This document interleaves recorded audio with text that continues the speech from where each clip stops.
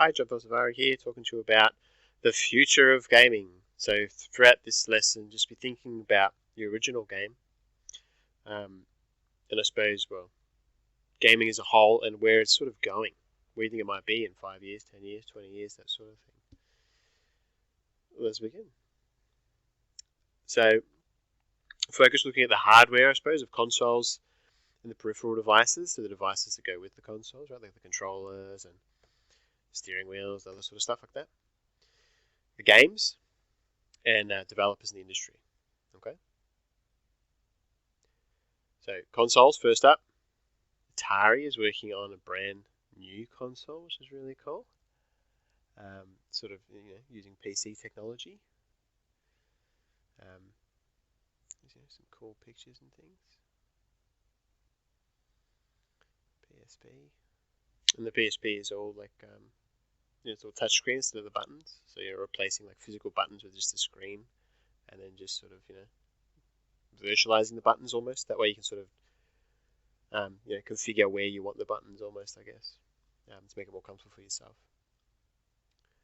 Just as an idea, I suppose. Peripheral devices, so where these are going. So you can see this guy here. He's got this big mask on, and he's got some sort of sensor on his arm there as he's sort of trying to grab something and manipulate it in his game. You've seen this guy here. He's just got 3 screens, curved screens. Looks really cool. You can pretty much do this now if you really wanted to. And it looks like this chair here perhaps like sort of rocks around as he's driving. Should be pretty cool. We're starting to see this sort of stuff already. Controller and sort of attaching it to maybe like a phone, something like that.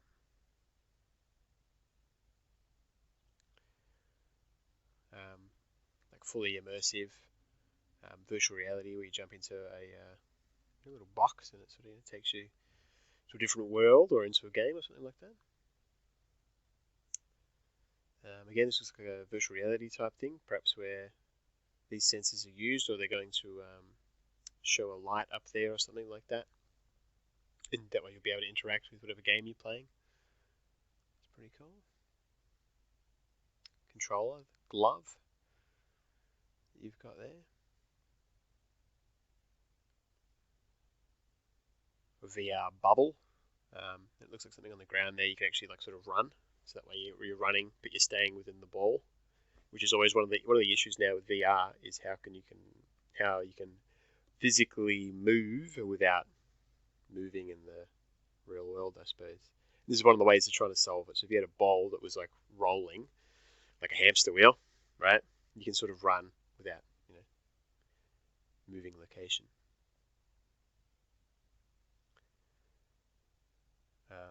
Trying to get this sort of technology to work is really cool. Using like hand gestures with no, he's got like a sensor underneath his hand here, and that's where he's making the gesture above that.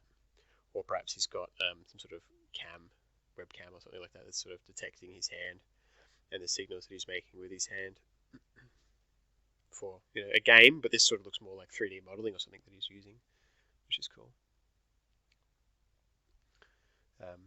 So peripheral devices, just we don't know where this is going to go. This is just some ideas of where it could go, I suppose, and things that are already in the works. Future's a hard thing to sort of guess of where it's going to go, but these are just some ideas, I suppose. So games, what we all came here to see.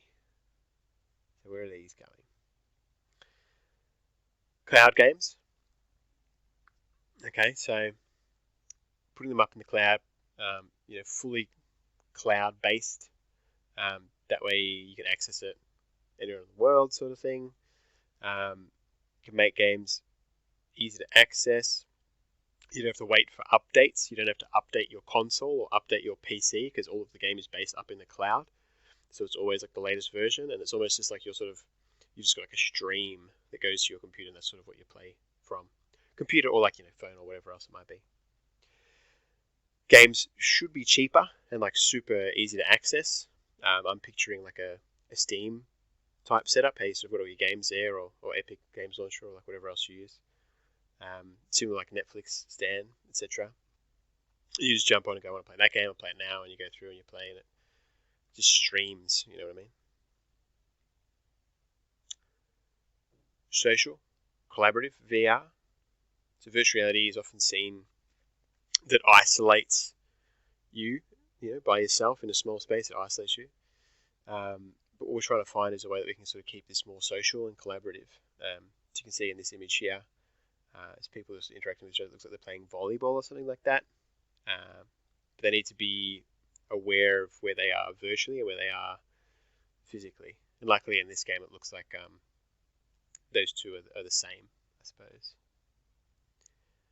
But I've played one before in North Melbourne where there's like different levels. You're in one warehouse. When you play the virtual game, you sort of jump in an elevator and you go up, and then your team splits up and you're on different levels. And the game has a way of knowing when you're about to collide, and it just sort of warns you that you're about to collide with a wall or collide with another player or something like that, so you know not to start running in that direction, which is cool. Face recognition, so 3D scanning. Face recognition allows the systems to create your likeness in the gaming work. That's pretty cool. So when you're creating your characters, instead of having to sit there and pick all the different attributes, facial attributes and things, you could just show a picture of your face, probably stand in front of the camera, go left, go right, and sort of it'll map out what your head looks like, what your face looks like, your features, and where they sit, and all that sort of stuff. You can see this guy here is opening his mouth, and this orc-looking thing is sort of following suit. Sort of looks like him a little bit, I guess. Intel's developing 3D cameras that could create games to adapt players' emotions. So frowning would dial down the game's difficulty. Just imagining someone getting upset at the game, and so they're just playing like this to make it easier. That'd be funny. Gesture control, really cool stuff. Intel RealSense technology is allowing you to do this. First-person shooter games. You can see there he's sort of like pointing his finger that way to aim or something like that. 3D camera, it tracks 22 separate points in your hand. Gesture control, allowing users to connect with the gaming experience by using natural movements of your body, which is cool. So developers and industry, what are they doing? Open source gaming. So gaming development scene is largely dominated by AAA game developers as well as smaller companies. The prevailing environment may fade in the future as new tools arise that make it less important to procure a software development kit and easier for independent game developers or lone wolves to create and release their own games. So rather than having to have a whole team of people develop something, you could grab something that's open source. Okay, so open source is sort of like a free thing, right? You can have open source software, open source games. It means that all the code is available with the game. So you sort of like, I think Roblox is maybe open source. I'll just pause the recording to fact check. Apparently Roblox is partially open source, but not fully. So they provide you a lot of the code so that you can make your own game really quickly, but not everything. So it's like almost open source.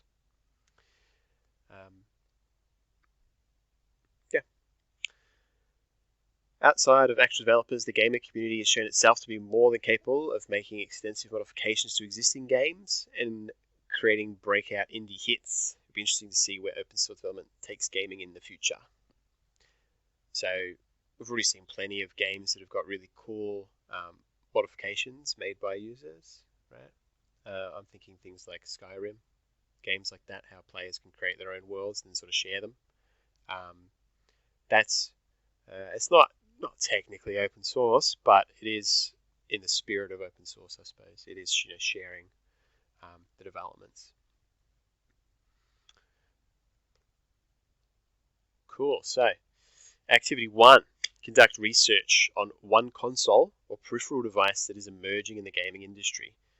You then need to create a poster for the device using Canva and display the following information: name of the device, description of the new technology, a release date, and images of the device.